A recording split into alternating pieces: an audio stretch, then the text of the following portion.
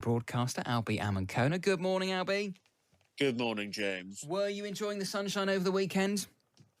I was very much enjoying the sunshine yesterday. I went to my first barbecue of the year, had my first Pims of the year. It was wonderful. That is a bit of a landmark moment when you have your It first is. barbecue of the year. Paper plates and sausages, cocktail sticks. Proper plates. Oh, you we had proper plates, barbecue. James. Yeah, high-end Yeah, barbecue. we had a Times Radio style barbecue, no paper plates.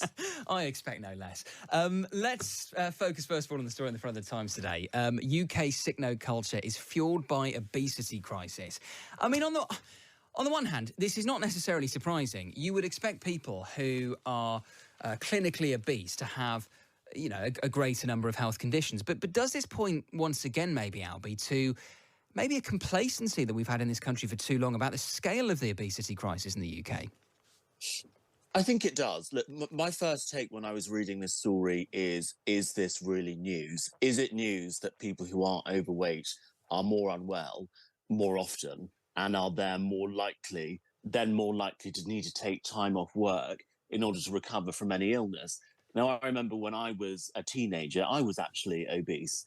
And whenever I would go to the doctor with any problem, that used to irritate me so much when they would say this, but literally the first thing they would say is, well, if you lose weight, it would help this problem. Now, this is whether or not this was some sort of skin condition that was brought on by sweating, a cough that I might have had, pain that I might have had in joints. Literally any problem I went to the doctors with, they would say every single time, well, if you lost weight, it would be more helpful. And it would irritate me so much. So this isn't actually really that much of a new thing, and we shouldn't be shocked by this news story. What I think we should be shocked by is how big the obesity problem in this country has become and how little any of the interventions that have been made, whether or not that is on the government side, so things like the sugar tax, which is on soft drink, the soft drinks levy, or on the public health campaigns that we have against unhealthy food and against obesity, just how much little impact that's actually having on the size of the population's waistlines. Well, this is the key question, isn't it, Albie? I mean, we've identified the issue. I think most people are aware that the people generally in this country are getting fatter, and it's a serious issue because of the impact on the NHS. But how do you deal with it? How do you address it? As you say, the sugar tax has been in place, hasn't really worked in terms of bringing down the overall levels of obesity. So what is the correct policy solution? Is there one? I think one of the really big innovations recently has come from the pharmaceutical companies, and that is, of course, these I can't remember exactly what hormone they suppress, but these Ozempic-style drugs, these jabs that a lot of people are taking at the moment. And I think that's actually really quite a massive innovation, because we're seeing people who have lost more weight than they ever have done in their entire lives, having been obese for their entire lives after taking these jabs like Ozempic, Wegovy, Mounjaro are the brand names. So these are actually really big innovations. It's just whether or not they can be distributed through the NHS at a reasonable price and to this amount of people in the population that need them, and the people actually need to understand that they're safe, how much they can help in order to bring down the nation's waistlines, because it's going to be very difficult for people to all of a sudden start moving more and eating less, because we live a lot more sedentary lives than we did in the past. People just don't need to eat all the calories that they eat when they're sitting at a desk all day. So I think these weight loss jabs that are becoming quite popular at the moment, that are being prescribed by doctors, could be a very big innovation and a big help indeed. Now, Rishi Sunak making a big speech today. It's on the front of many of the papers, including the Times. He's going to warn about the threat of autocratic states, saying they pose the biggest threat to the West since the Cold War. Is Rishi Sunak right to make such a big play of defence in particular? I mean, historically, Albie, defence hasn't really been a vote winner. It's not, yes, people take it very seriously, but it's not what motivates people when they go to the polls. Could this year be different? This year might be different. I don't know if this year will be different, but I'm certain that future years will be different, James, because I think over the next 10 to 20 years, whichever party is in power, whether it's the Labour Party, the Conservative Party, or some sort of coalition, defence is going to be a lot higher up the agenda for the next 20 years than it was the last 20 years. Now, there was something of a peace dividend from the end of the Cold War, I think, up until now. And it is good that Western leaders like Rishi Sunak are finally waking up to the reality of the situation, that we're living in a very different geopolitical situation than we were at the beginning of the 21st century. There are problems relating to Russia, North Korea, and Iran, and indeed China, that we have to take much more seriously. I think 2.5% of GDP going to defence by 2030 is a good start. But if you speak to a lot of military analysts, they actually speak about 5% being the number, which was the number it was during the Cold War. So it's a good start, but I imagine over the next 10 years, this conversation of military spending is going to come up and up and up over and over again. And do you think the public is ready for that? Because whilst if you ask people, should we be spending more on defence, that they'll probably say yes. When you actually talk about the reality of it, which is tens of billions of pounds extra a year being diverted from public services, say, or having to be raised through tax increases, say, into defence, that becomes a very different political issue. Do you think the public are ready for that?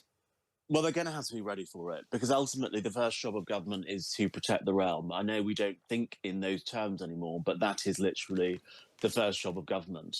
And it's going to be up to ministers, it's going to be up to ministers and politicians and other public figures going out into the media to actually make those arguments that we are entering in, indeed, a more dangerous phase of global international affairs. And it is therefore prudent for Western nations to be increasing their military defence spending in order to protect what we love about the West and the public services that we enjoy so much and the way of life that we have in this country. Because actually, if we look around the world, liberal democracy is not a growing way of life in the world. And it's got to be defended and it's got to be protected. And in order for that to happen, liberal democratic nations have got to have strong militaries. Let's come on to Eurovision, Albie. First of all, were you watching on Saturday night? Are you a Eurovision fan? I did actually go to a bar to watch Eurovision, but I didn't actually watch any Eurovision whatsoever. I was just chatting to friends. So I was at a Eurovision event, but I didn't watch it. You didn't pay personally. much attention. No. Well, it's in many of the papers today, including the Times, focusing in particular on the Irish entrant.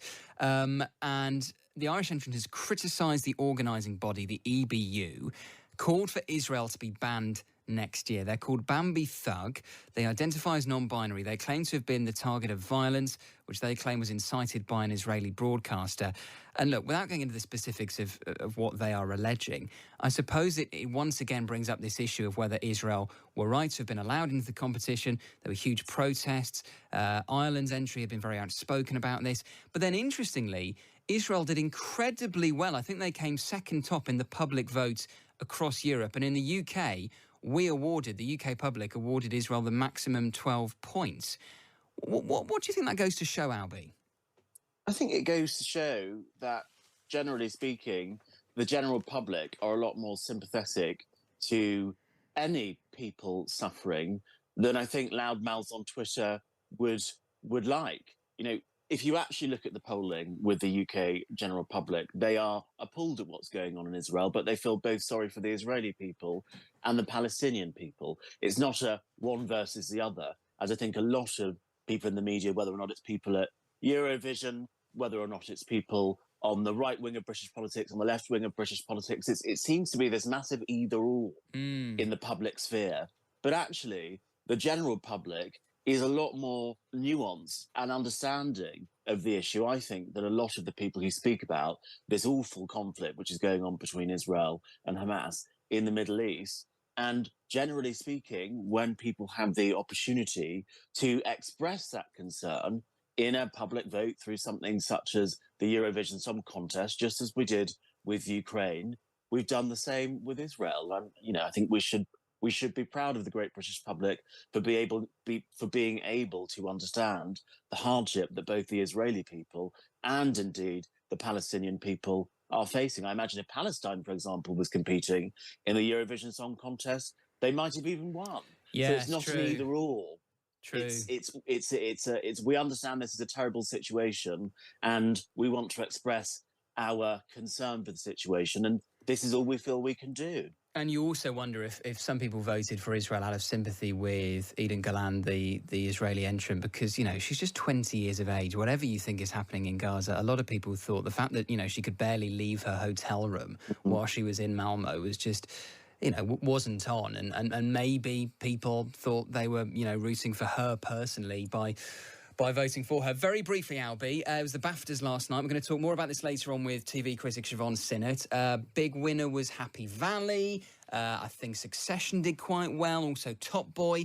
For your money, what's the best TV show you've watched in the past 12 months? The best TV show I've watched in the last 12 months is something called Passenger, which is on ITVX. It's a crime drama. It's a bit like Happy Valley, but just set in a different part of the north. And no, it's very like Happy Valley. I imagine some people at ITV saw what the BBC had done with Happy Valley and said, I want to do that. And then a production company produced Passenger. So I'd recommend watching it on ITVX. I'm a big crime fan. Yeah, junkie. Passenger, ITVX. OK, I've made a note. It's on my list. Albie, always a pleasure. Thank you so much. Thank you, James. That's the broadcaster, Albie Amankona there.